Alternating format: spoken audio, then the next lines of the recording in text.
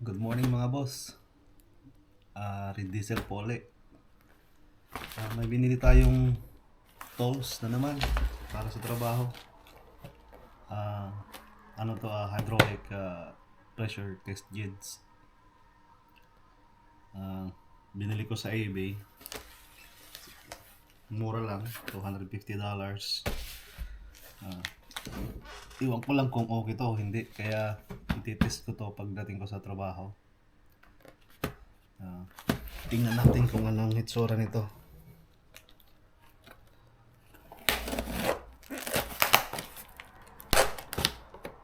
Mas handy kasi pag may sariling tools sa doon sa site. Mahirap kasi magpabalik-balik papunta ng workshop para kumuha ng tools. Minsan kasi malayo, minsan 1 hour drive, tapos balikan pa, tapos minsan pagdating mo ng workshop wala doon yung tools na kailangan mo, magkantay ka pa na matapos yung magawa para makaharap ka ng tools. Kaya bumili ako nito, pero ito dito sigurado kung okay o hindi kasi mamurahin lang to $250. Bibo yung yung tatak ko.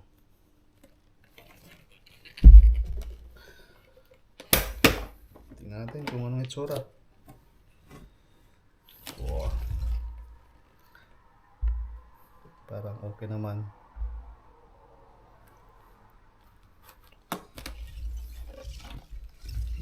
Hindi nyo makita.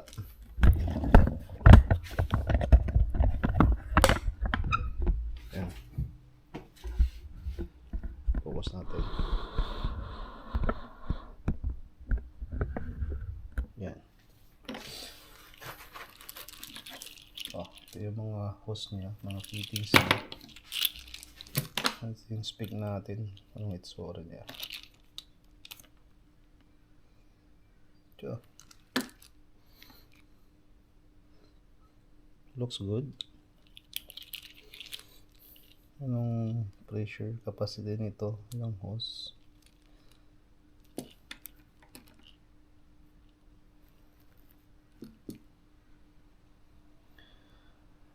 DN2 test hose.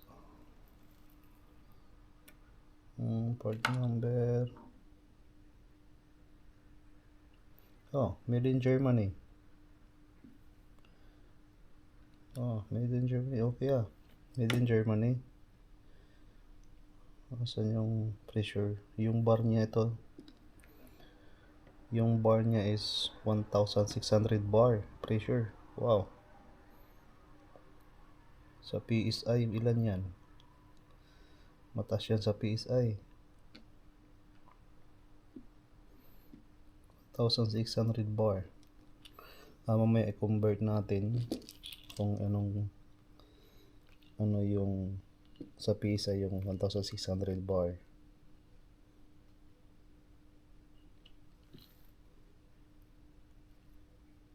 Tapos made in Germany.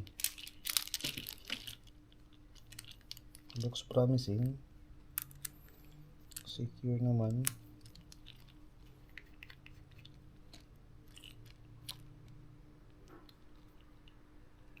Looks good. Tsaka ilang peraso to? 5. Wow. Siguro ang haba naman niya. Yan ang kahaba.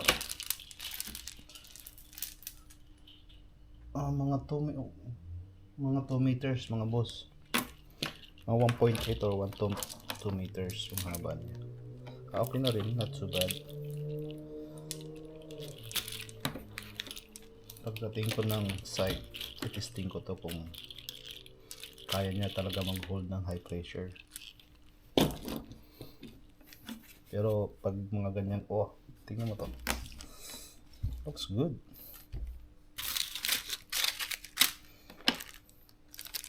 Daming quick adapter, look. Iba-ibang size. Ito yung common half inch.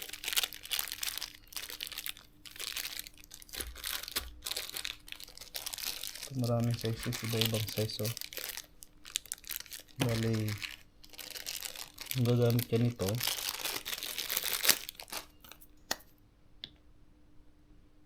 bakit ano rito? Ito yung ano mo, idudugtong mo siya rito. Tama ba?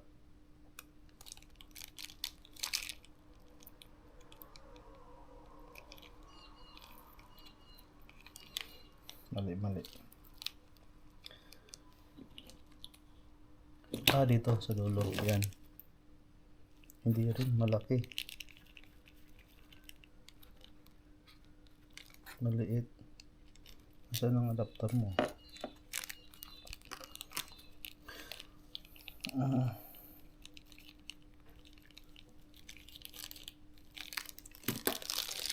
Bali, i-connect mo to sa machine. Doon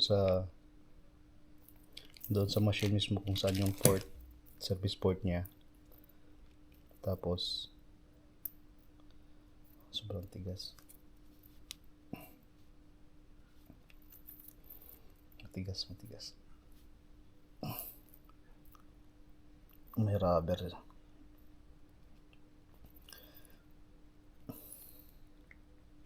Yan. May rubber kasi. O tanggalin ko yung rubber ngayon pag ano. Bali, pagka hanap ka ng pin plug or service port niya, yung mga whip hole niya, kung anong size ang whip hole niya, pipili ka dito sa sizes na to. Marami siyang adapter. Kung anong magkasya, paglagay mo niyan doon, pag nakakabit na, saka mo to ilalagay itong hose, itong test hose niya. Mali.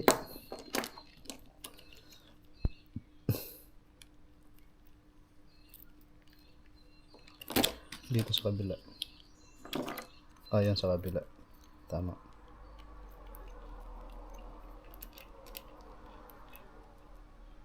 Mali rin. Mali din.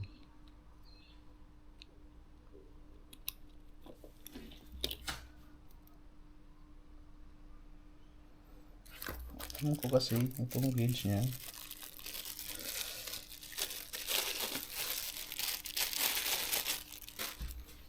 Ito ang mga gauge niya. Ito para sa mga 10 bar na ano, sa mga low pressure, mga 10 bar na pressure na pwedeng gamitin test. Weight gauge siya, may fluid, looks solid, looks good. Alam ko itong dulo, dito may gagabit yung gauge. Yan. Ganyan dapat yan. Nalagay yan. Tapos ito,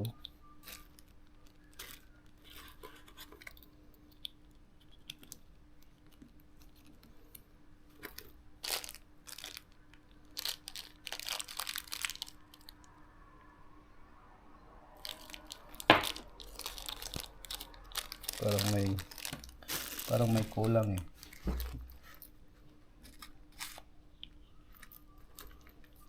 Hindi magkasya eh.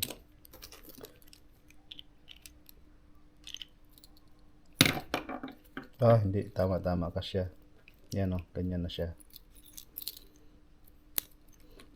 Kaya ito, pag nilagay mo doon sa whip hole ng machine, o sa service port ng hydraulic oil or fuel pressure port, sa mga whip hole niya, pag nilagay mo to, ito na i-connect mo. Ganyan mo na siya. Pero kung meron siyang quick disconnect na ganito doon sa machine, kung may ready na siya, i-plug mo to diretso. Tapos ito i-connect mo muna, i-connect mo sa no.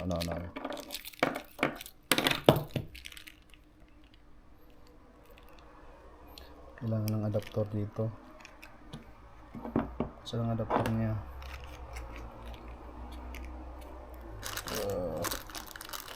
Wala.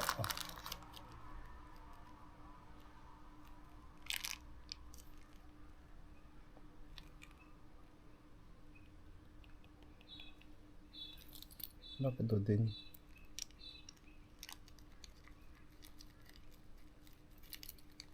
Hindi size yun ng ano eh. Papunta ang machine eh. Ang bihira. Maghanap pa tayo ng adapter nito. Para dito. Para maganyan siya. Para pagsaksak mo doon sa quick disconnect ng ano, machine. Sa transducer niya. Diretso na siya. Yun ang wala. Wala siyang fittings na di mula dito papunta rito. Yun ang kailangan natin. Marami naman yan doon sa site. Yun na lang hanapin natin. At least complete siya ng mga ano, ng mga sizes, kung ano ng sizes ng mga port na kailangan nyo i-check natin. Alright, bali yun ang wala rito yung quick disconnect fittings dito na papunta sa hose. Hindi siya mag-connect oh.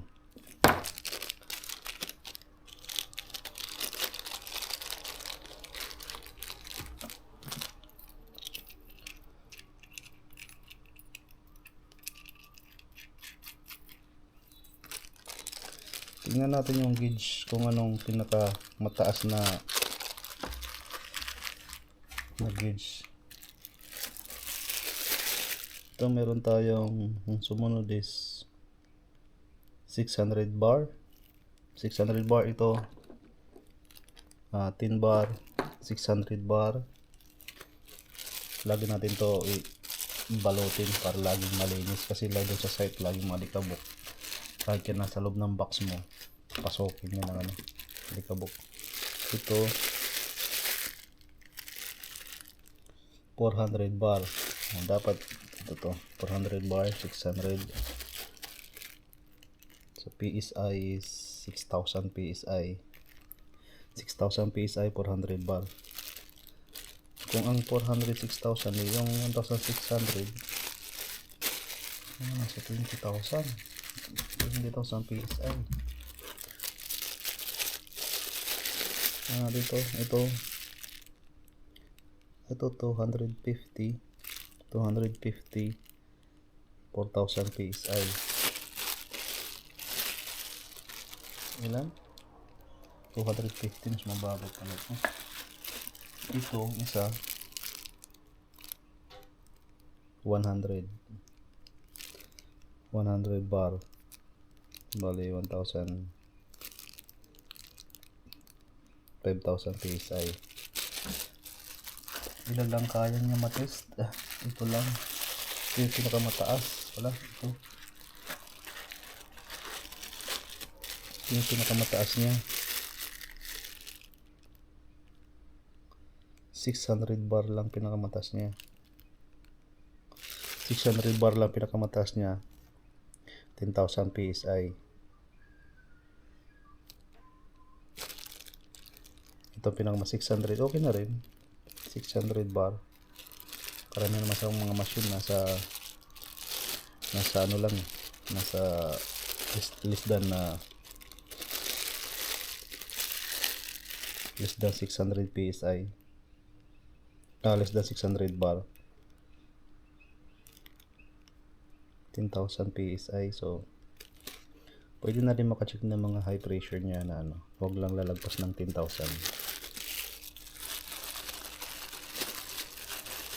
Okay, parang look solid yung mga ano, yung mga gauge. Mabibigat to. Aluminum. Tapos sa weight siya may weight ano siya, weight pressure gauge. May fluid sa loob.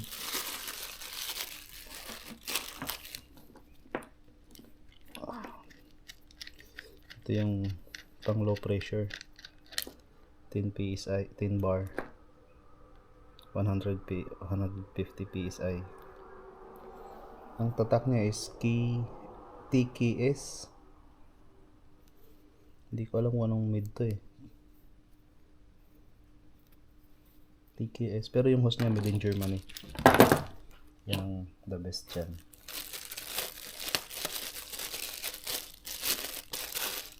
Okay naman siya. Mukhang okay naman ang dating niya. Oh, look.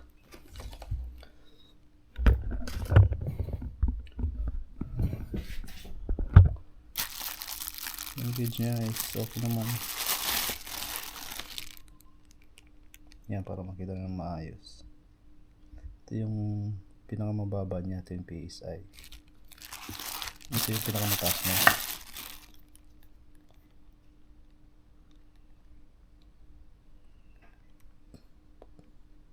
$600. Not too bad for $200. $250 Australian dollars. Tapos may host ka na made in Germany. Mukhang solid naman. Mukhang okay naman. Mukhang okay naman ang host. Siguro pag ingatan lang talaga ng maayos, tatagal to. Ano pala yung tatak nito? B-bore. Tingnan natin yung manual. 5 pieces accurate gauge. Talaga yun. Package guide. Ito yung itsura niya.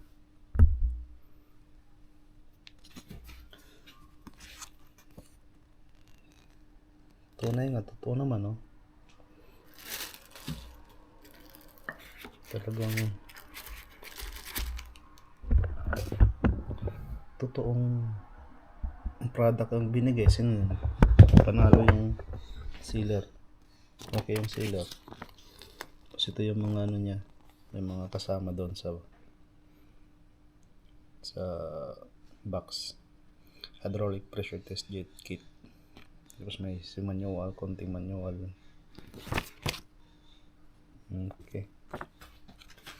Alright, yan lang mga kabayan, mga kasamahan kong mekaniko. Kung naghahanap kayo ng hydraulic pressure test jigs, mukhang pwede na to. Mamahal, di ko kaya bumili ng $2,000 hanggang $3,000 na mga mamahaling jigs, pressure jigs. Ito naman looks promising naman, may box, may karton, okay naman yung uy, meron pa pala sa loob.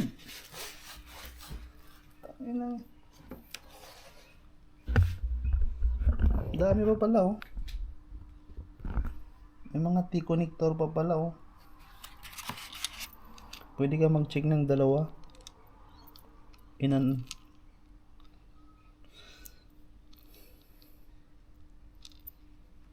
Pwede ka mag-check ng dalawang output.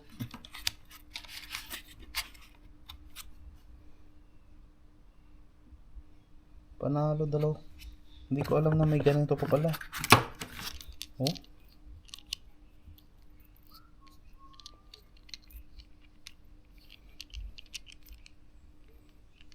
Pwede ito kung hindi magkasya. May mga sizes din siya kung ito yung kasya niyang ito yung kabit mo doon sa port, sa service plug niya doon. May iba-ibang size, oh. Ito may malaki, tingnan mo. Malaki.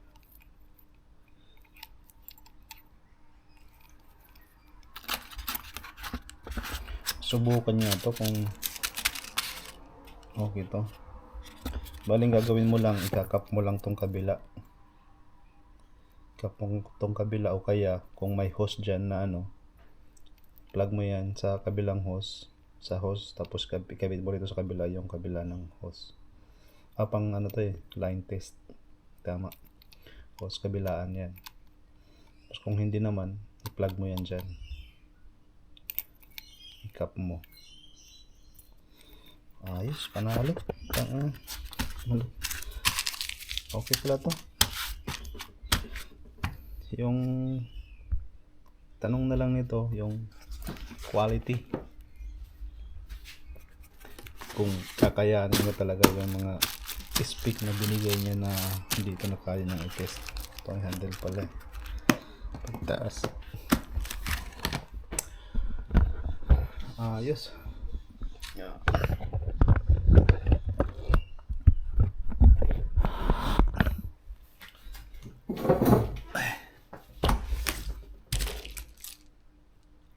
Okay to. Mukhang okay. Mukhang look sa promising naman yung material, yung quality ng product niya. Malinis. May mga cup. So, ang ano lang natin to, i-maintain na malinis siya. Ayusin pag gamit ba para tumagal. Okay, okay kasi pag meron nga sariling tools na ganito eh. Pag kailangan mo tulad nung minsan kasi sa field service ako, nasa field. Pagdating ko sa ano sa doon sa trabaho ko sa site, minsan hindi mo alam pagdating mo doon may trouble na ibang trouble ba, may mga kailangan mo i-check ng mga pressure, hindi mo na kailangan bumalik ng workshop para kumuha ng tools. Paano kung pagbalik mo ng workshop pagdating mo doon yung tools may gumagamit, magantay ka muna tapos malayo. Di kung pag-drive ka ng pabalik ng workshop kalahating oras, di balikan isang oras. Yung business ang oras mo papahinga mo na di ba? Kaya nakakita naman tayo na medyo affordable na na hydraulic test kit, so it's good. Alright, yun lang mga kabayan. See you next time.